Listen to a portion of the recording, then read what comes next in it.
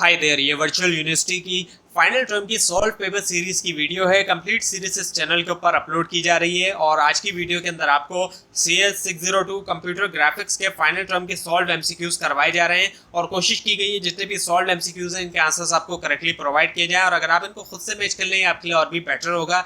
इससे आपकी प्रैक्टिस भी होगी और अगर इसके बाद भी कोई मिस्टेक होगी वो भी आपके सामने आएगी। इसमें सबसे पहले ये कि NURBS यानी कि NURBS एक एब्रीवेशन है। इसकी फुल फॉर्म क्या है? इसकी फुल फॉर्म है non uniform rational beta spline. उसके बाद ये कि टेस्लेशन जो है वो एडाप्टिव हो सकती है टू द डैश डिग्री, किस डिग्री तक कर्वेचर ऑफ अ सर्फेस के, वो है लोकल। और उसके बाद ये कि बेजियर कर्व जो है वो न्यूमेरिकली जो है वो क्या है, डैश है। जितने भी पॉलिनोमियल बेस्ड कर्वेचर है तमाम के तमाम यूज किए जाते हैं एप्लीकेशन में, सो ये मोस्ट स्टेबल होता है, न्यूमेरिकली तौर पे ये मोस्ट स्टेबल है।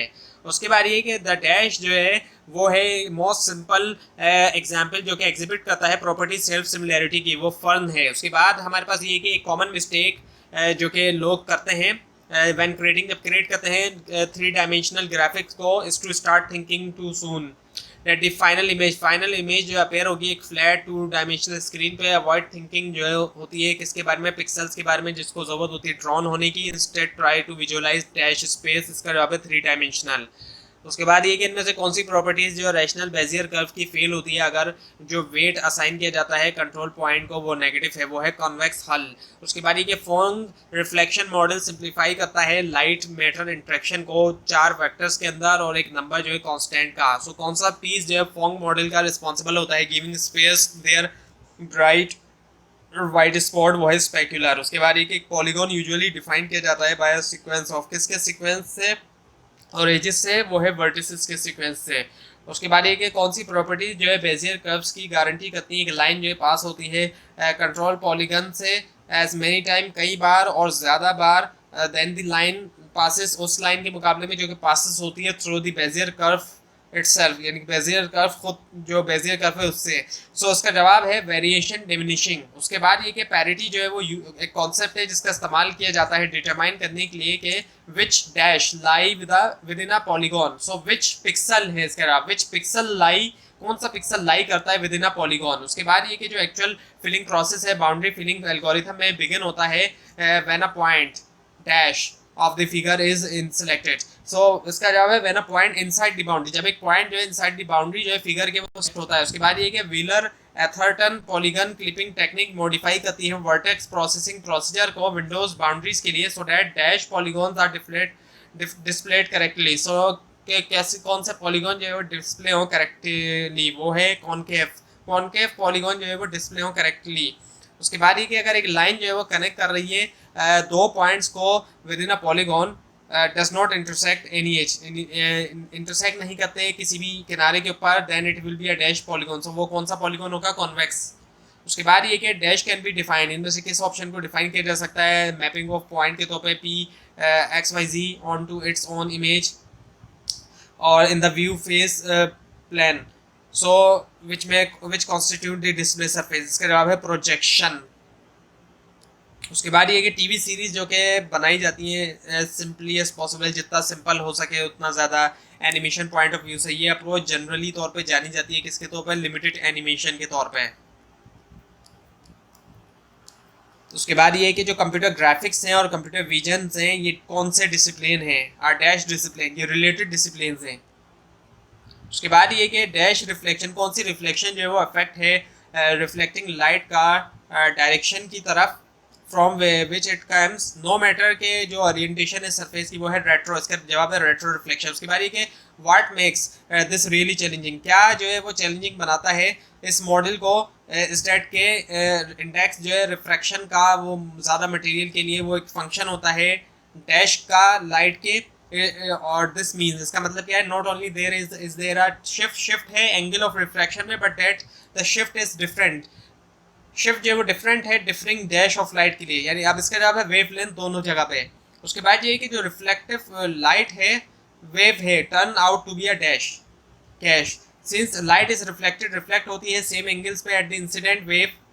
सो ये है सिंपल इसका जवाब। उसके बाद ये कि डैश सेट्स कौन सा सेट करता है, इनमें कौन सा ऑप्शन सेट करता है जो शेप है set the reshape call back for the current window, current window के लिए, और जो रीशेप कॉल बैक है वो ट्रिगर्ड होता है जब विंडो जो रीशेप होती है। सो इसका जवाब है ग्लट रीशेप फ्यून। सो ग्लट रीशेप फ्यून जो सेट करता है रीशेप कॉल बैक को करंट विंडो के लिए, और जो रीशेप कॉल बैक है वो ट्रिगर्ड होता है जब एक विंडो जो है वो रीशेप होती है। उसके बाद ये कि आई थिंक ये दोबारा रिपीट हो गया ग्लट रीशेप फ्यून वाला। उसके बाद ये कि कीप पॉलीगॉन को पॉलीगॉन ओरिएंटेशन को जो है वो कंसिस्टेंट रखना, ताकि मेक श्योर किया जाए कि जो व्यू है, जब व्यू किया जाता है आउटसाइड से तो तमाम पॉलीगॉन जो होते हैं सरफेस के ऊपर वो ओरिएंटेड है कौन सी डायरेक्शन में, सेम डायरेक्शन में। उसके बाद ये कि फिजिकल सरफेस के ऊपर हमारा जो आई परसेप्शन होता है कलर का वो डिपेंड करता है डिस्ट्रीब्यूशन के ऊपर फोटोन एनर्जीज की, जो कि अराइव करता है और ट्रिगर करता है हमारे कौन से सेल्स को, कौन सेल्स को। उसके बाद ये कि फोंग रिफ्लेक्शन मॉडल के अंदर कौन सी लाइट जो होती है वो सेम होती है हर जगह पर, वो है एम्बियंट। उसके बाद ये कि एक प्लेन जो है वो है दो dimensional, since in order to uniquely define any point on its surface हमें रिक्वायर होते हैं कितने नंबर, दो नंबर्स। और उसके बाद ये कि एक ऑब्जेक्ट जो है वो नॉर्मल डिटरमाइन करता है, नॉर्मल इसके जवाब है an object normal determine its orientation, अपनी ओरिएंटेशन को जो कि रिलेटिव होती है लाइट सोर्सेज से, for each vertex OpenGL use करता है assign normal to determine how much light that particular vertex receive from each light source. उसके बाद ये कि इनमें से कौन सा जो है वो which of the following affine, इनमें से कौन सा affine, actually not affine affine transform करता है that does not affect vectors, affect नहीं करता वेक्टर को, वो है ट्रांसलेशन। और उसके बाद ये कि हम चाहते हैं वी वांट अवर सीन्स, हम चाहते हैं कि हमारे सीन जो है वो ज़्यादा रियलिस्टिक नज़र आए, हमें यूज़ करना चाहिए कौन सी लाइट, एम्बियंट। उसके बाद ये कि ये जो है एक सिंपल एग्जांपल है लाइन क्लिपिंग की, डिस्प्ले विंडो जो है वो एक कैनवा है और and also the default dash है, thus all the line segment, तमाम लाइन सेगमेंट जो है side the canvas are drawn. So ये जो है इसका जवाब है क्लिपिंग रेक्टेंगल। उसके बाद ये कि हमारा वन प्रॉब्लम विद गोरेंट शेडिंग, एक प्रॉब्लम जो है गोरेंट शेडिंग के साथ वो क्या है, is that the dash intensities can never be greater than, कौन सी इंटेंसिटीज होती हैं वो ज़्यादा नहीं हो सकती इंटेंसिटीज एट द एजेस। सो इसका जवाब है ट्राइंगल्स। उसके बाद ये कि डैश लाइट्स, कौन सी लाइट जो है वो अवॉइड होना चाहिए क्योंकि ये नहीं होती रियल टाइम एनवायरनमेंट के लिए। स्पॉट लाइट्स से इसके उसके बाद ये जो फिजिकल रेंज होती है कलर की एक डिवाइस की डिस्प्ले कर सकती है वो कहलाती है क्या, डिवाइस की गैमेट, GAMUT। उसके बाद ये कि इनमें से डैश जो है वो सिंपली जो है वो कैलकुलेशन होती है colour reflected by the surface, वो है शेडिंग जो है सिंपली कैलकुलेशन होती है कलर जो कि रिफ्लेक्ट करती है सरफेस। उसके बाद ये कि जब ऑब्टेन किया जाता है नॉर्मल जो है ट्रायंगल के लिए, इनमें से कौन सा मैथमेटिकल कंस्ट्रक्ट जो है वो यूज़ नहीं होता, वो है वेक्टर डॉट प्रोडक्ट्स। उसके बाद ये कि लूजली जो है अल्फा कंपोनेंट जो होता है RGBA का क्वार्ट्स का रिप्रेजेंट करता है सरफेस की क्या चीज़ को, ओपेक्यूनेस को। उसके बाद ये एक एल्गोरिथम जो कि क्लिप करता है एक पॉलीगॉन को, लाजमी उसको डील करना चाहिए विद मेनी डैश केसेस, कितने डैशेस के साथ, डिफरेंट केसेस के साथ, और केस जो है वो पार्टिकुलरली नॉट के वर्ती है इन डेट द कॉनकेव पॉलीगॉन जो है वो क्लिप्ड होता है इनटू डैश आइसोलेट पॉलीगॉन, कितने आइसोलेट पॉलीगॉन में, दो। सो डिफरेंट और टू इसका आंसर है। उसके बाद ये कि कौन सी लाइटनिंग जो है वो लाइटिंग डिपेंडेंट नहीं होती किसी भी सोर्स के ऊपर, वो है एम्बियंट लाइटिंग। उसके बाद ये कि in order to get a more realistic representation, यानी कि ज़्यादा रियलिस्टिक रिप्रेजेंटेशन हासिल करने के लिए लाइटिंग की हमें ज़रूरत होती है समझने की कि कैसे लाइट जो है वो पास करती है एक मीडियम के ज़रिए और कैसे हिट करती है बाउंड्री लेयर को डैश के ऊपर दो मीडिया के अफेक्ट कर सकती है लाइट प्रॉपर्टीज, तो वो है intersection, hitting the boundary layer at the intersection के ऊपर। उसके बाद ये कि लैम्बर्टियन शेडिंग जो है यूज़ हुई थी मोस्टली जब कंप्यूटर जो है वो फास्ट नहीं थे to do dash in real time, वो है गोरेट शेडिंग।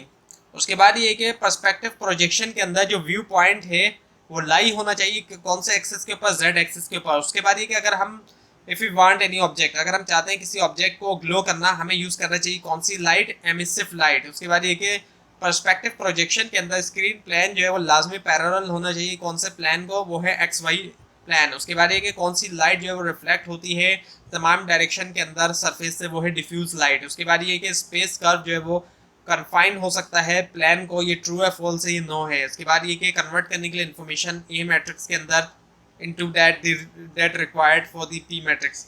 हम क्या करते हैं, कुछ सिंपल मैट्रिक्स करते हैं अलजेब्रा के। फर्स्ट वी हैव, हमारे पास क्या होता है, फर्स्ट हमारे पास क्या होता है, U A is equals to U N P, then simply A is equals to N P.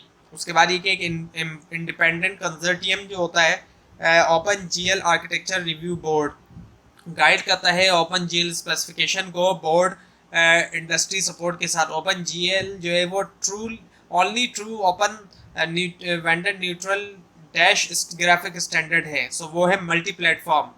Open GL जो है वो only true open vendor natural multi platform है ग्राफिक स्टैंडर्ड का। उसके बाद है कि गिलट रीशेप विंडो जो है वो रिक्वेस्ट करता है एक चेंज साइज का, करंट विंडो के साइज का। और जो विद और हाइट है पैरामीटर वो आर दी साइज एक्सटेंड है पिक्सल में। जो विड और हाइट है वो लाजमी डैश वैल्यू होना चाहिए। कौन सी वैल्यू होना चाहिए, पॉजिटिव वैल्यू होना चाहिए। उसके बाद ये कि जो स्पेस कर्व होता है वो कन्फाइन नहीं होता है एक प्लान को, ये फ्री टू ट्विस्ट होता है स्पेस के जरिए। और टू डिफाइन करने के लिए एक स्पेस कर्व को हमें लाजमी यूज़ करना चाहिए पैरामेट्रिक फंक्शंस जो कि क्या होते हैं, क्यूबिक पॉलिनोमियल। तो ये थी आज की वीडियो। आपको अगर इस बारे में कोई क्वेश्चन है नीचे कमेंट कीजिए। ये फाइल आप नीचे डिस्क्रिप्शन बॉक्स में दिए गए लिंक से हासिल कर सकते हैं, लेकिन अगर आपको लिंक ना दिखाई दे उसके लिए आप नीचे कमेंट कीजिए। और इसके अंदर कोई मिस्टेक भी दिखाई दे उसको भी आप ज़रूर हाईलाइट कीजिए। और इस पूरी सीरीज़ को देखने के लिए इस चैनल को सब्सक्राइब कीजिए।